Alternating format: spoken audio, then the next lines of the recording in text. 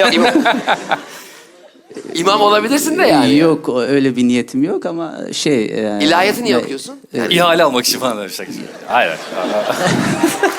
Bu arada aramızda müzisyen varmış. Kim? Sen misin kardeşim? Müzisyen misin? Solist mi? Normal vokal yani. Vokalsin yani. Hatta hobin söz yazmak. Söz de yazıyorsun. Şarkıcıyım ya. O yüzden. Oğlum Emel Sayın'la şarkıcı. Bir saniye dur dur. Başka- Gereksiz yeteneğin Nihat Doğan taklidi. Bu da bir şarkıcı olduğu iş yapıyorsun. Muazzam yapıyor. Harbi mi? Yapıyor. Ama- Nihat Doğan'ın- Nihat Doğan taklidi yapamayan var mı? Keşke Nihat Doğan da yapamaz.